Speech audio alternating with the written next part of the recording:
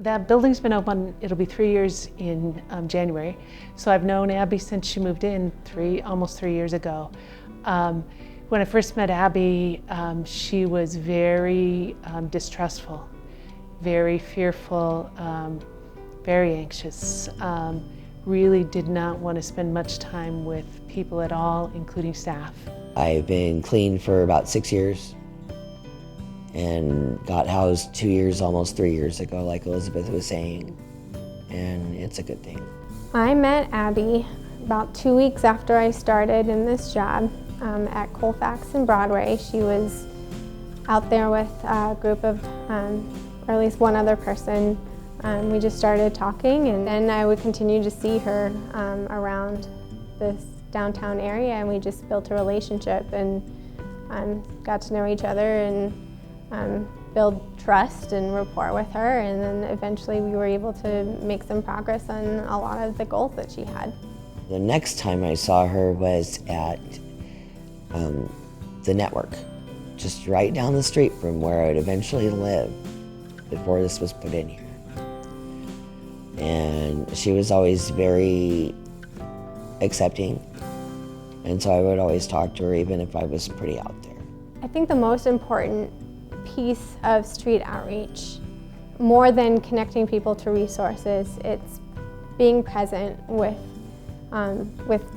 folks on the street, building trust, building that rapport, and just really being a consistent presence in the person's life. And by building relationship with someone on the streets, you inherently build their own capacity to believe in themselves and be able to dream of a different life, and be able to help them get to that point. I've now known Abby for 7 years, and she's been housed for the last almost 3. And so I think maintaining that relationship and kind of walking someone through that experience is just the most valuable thing. Kathy is my Valium.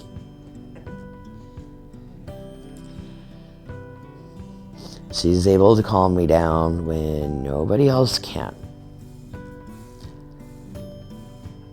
And she's just always there for me. Because I'm not always one to ask for help, I'm glad that Kathy will ask me, hey, what are we doing here? What do we need to do? Because I'm kind of one of those that needs a little direction. Abby has blossomed into herself in every way. She knows how to come up and talk when she's anxious and needing to work through something. She knows how to come up to vent when she's overwhelmed by something or angry about something. She's not afraid of expressing herself. She's become a leader in this building. Abby's overcome a lot of things in her life that allows her to help other people navigate them, but also just completely accept them and be able to be there for them and talk through things that are hard. I'm just glad I'm here. I didn't think I'd be here. Like 3 years ago, I didn't think I would ever be sitting here. I didn't feel like, and some days I still don't feel like I deserve a place to live, but I've got it. So I'm just glad to have it. I tear up easily, but one of my favorite moments is when you open the door when someone is first moving in and you say, welcome home. Because to be able to offer home and stability to folks who haven't had that in a long time, and maybe ever had a sense of home, is really important, and it feels wonderful.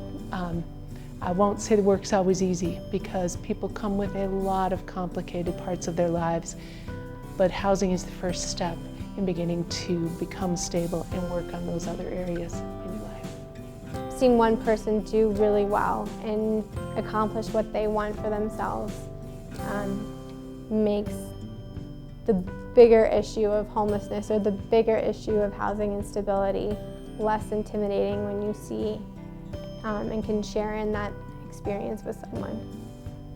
It's amazing to kind of watch that happen. I had nothing to do with that. It was all Abby. It was all her strength and her courage, and just kind of being there with her to watch it happen, it's a